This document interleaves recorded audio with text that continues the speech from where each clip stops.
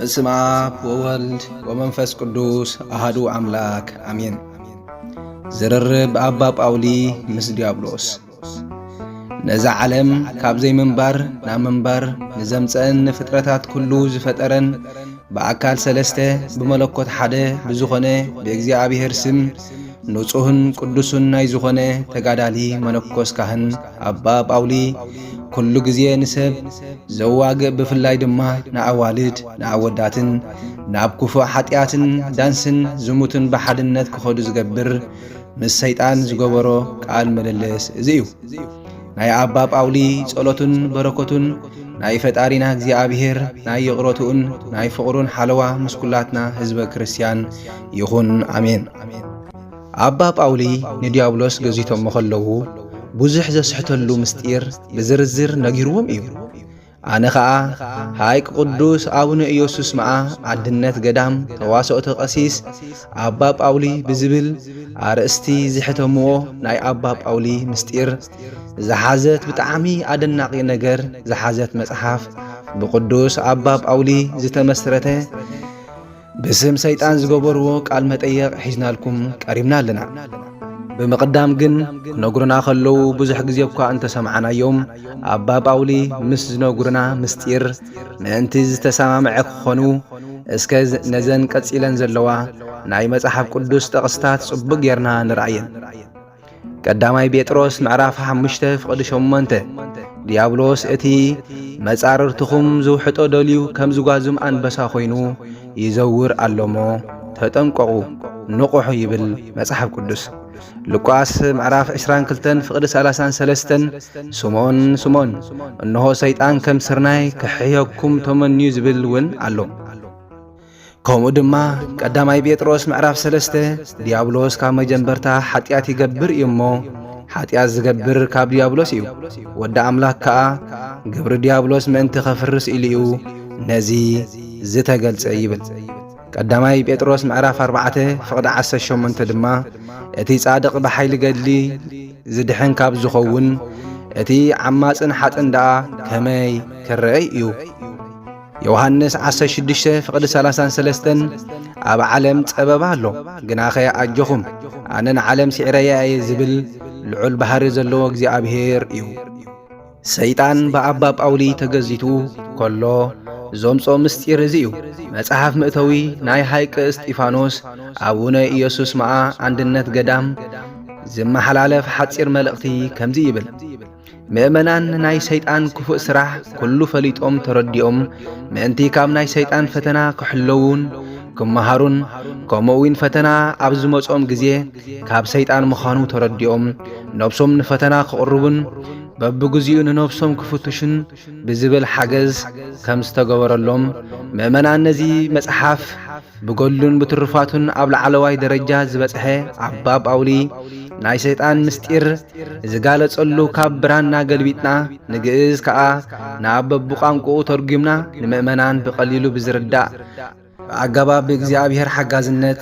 ኣቕሪብና ኣለና። ፍሉይ ስማ ሰሎንቅያ ምስር እትበሃል ሃገር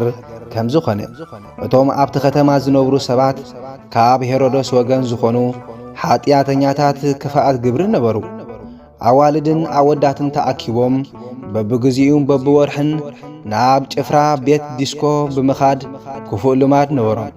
መነኮስ ዝኾነ አባ ጳውሊ ድማ ዕድሚኡ 15 ዝኾነ ሓደ ዲያቆን ኣኸቲሉ ኣብታ ዓዲ በጽሐ። እታ መዓልቲ ድማ ዕለት ረቡዕ ነበረት። በዛ መዓልቲ ከዓ እዞም ደቂ ዓዲ ኣዋልድን ኣወዳትን ተኣኪቦም ናብታ ሓንቲ ናይ ጭፍራ ቤት ዲስኮ ክኸዱ ኸለዉ አባ ጳውሊ ብዝሓደሮ ናይ እግዚአብሔር ጸጋ ናይቶም ሰባት ሓጢአት ብግልፂ ይርኢ ኮነ። ካብቶም ሰባት ከዓ ንሓደ ጸዊዖም ነዚ ክፉእ ስራሕ ንምንታይ ትሰርሑ ኣለኹም? ናብ ናይ ዳንሲ ቤትከ ምስ ሰበይትኹምን ምስ ደቅኹምን ንምንታይ ተኣትዉ ኣለኹም ብሎ። እቲ ሰብ ከዓ ከምቲ ኣብ ቤት መቕደስናን ዓራትናን ምስ ሰበይትና ሓደ ንኸውን ኣብዚ እንዳ ዳንሲ ከዓ ምስ ዝኾነት ጓል ሓደ ንኸውን ኢሉ መለሰሎም። አባ ጳውሊ ከዓ ንመን ከም ተምልኽ እስኪ ንገረኒ ኢሎም ሓተትዎ። እቲ ሰብ ድማ ንሕና ካብ ሄሮዶስ ወገን ኢና እነምልኾ ከዓ ካብ ቀዳሞት ኣቦታትና ዝረኸብናዮ ጣዖት እዩ ኢልዎ ኮይዱ ናብቲ ቤት ዳንሲ ኣተወ ኣባ ጳውሊ ከዓ ነቲ ምስኦም ዘሎ ዲያቆን ዝሓወይ ናይዞም ኣብዛ ዓዲ ዘለዉ ህዝቢ ሓጢኣቶም ዓብይ እዩ በሎ ለይቲ ምስኮነ ከዓ ቀስ ኢሉ ተንሲኡ ማንም ዋል ሓደ ኸይረኣዮ ናብቲ ናይ ዝሙት ቤት እንዳጸለየ ኸደ ኣብቲ ኣፋፌት ቆይሙ ሰባት ዕራቆም ኮይኖም ዝሙት ክሰርሑ ዋጭ ክብሉ ድምጾም ሰምዖም እሞ ብጣዕሚ ሓዘነን ብጣዕሚ ከዓ በኸየ ኣብቲ ምድሪ ከዓ እንዳሰገደ እዞም ሰባት ንኻልኦት ናይ ሓጢኣት ምሳሌ ከይኮኑ ኣጥፋእዮም እንዳበለ ናብ እግዚኣብሔር ጸለየ እግዚኣብሔር ከዓ ጸሎቱ ሰምዖ እሞ ንሰባት ዘስሕቶም ዘሎ ሰይጣን ምስጢሩ ምእንቲ ክነግሮ ንሰይጣን ናብ ኣባ ጳውሊ ለኣኾ ኣባ ጳውሊ ከዓ ጸሎቱ ምስ ወደአ ሰይጣን ጸሊም ሰብ መሲሉ ካብ እሳት ዝፈልሐ ዝተመዘዘ ሰይፍ ሒዙ ዕራቁ ካብቲ ቤት ዳንሲ ክወጽእ ከሎ ረኣዮ እቲ ሰይጣን ከዓ ብምፍርራሕ ኣብቲ ቤት ዳንሲ ኣብ ዝቆመሉ ግዜ ኣባ ጳውሊ ንስኻ መን ኢኻ ሰይፍካ ኸ ኣብ ኢድካ ዝተመዘዘ ንመን እዩ በሎ ሰይጣን ድማ እትደልዮ ነገር ሕተተን ደኣ እምበር ንስኻ ናይ መን ኢኻ ኣይትበለኒ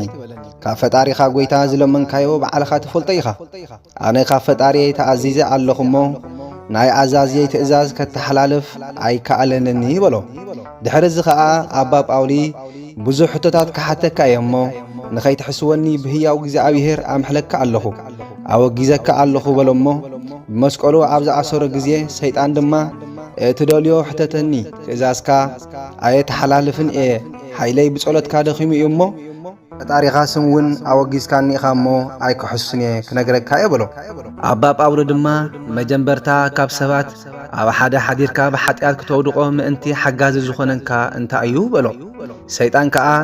ሰብ ብእግዚኣብሔር ሕጊ እንተጸኒዑ ኣብ ልዕሊ ማንም ክንሓድር ኣይከኣለናን እዩ ነገር ግን ፈጺሙ ይቕረ ባሃሊ ካብ ዝኾነ ካብ ናይ እግዚኣብሔር ሕጊ ንእሽተይ ፍቕቕ እንተይሉ ከምኡውን በብግዚኡ ስሙ እንተዘይጸዊዑ ኣብቲ ግዜ ኣብኡ ክንሓድር ሓይሊ ንረክብ ናይ እግዚኣብሔር ስሙ ምጽዋዕ ዝበልኩኻ ብፍጹም ሃይማኖት ኮይኑ ብስም ኣብ ወወልድ ወመንፈስ ቅዱስ ኣሃዱ ኣምላክ ማለት እዩ ሕፃን እውን እንተኾነ ቅድሚ ምጥማቑ ኣድዩ ኣብ ልዕሊኡ ናይ እግዚኣብሔር ስም ዘይትጽውዕን ብመስቀል ምልክት ኣብ ልዕሊኡ ዘይተማዓትብን እንተኾይና ንሕና ኣብ ልዕሊኡ ንሓድር ወለድን ዝዕበይዎምን ነዚ መንፈሳዊ ስራሕ እንተዘይሰሪሖም ኣብ ልዕሊ ህፃናት ንሓድር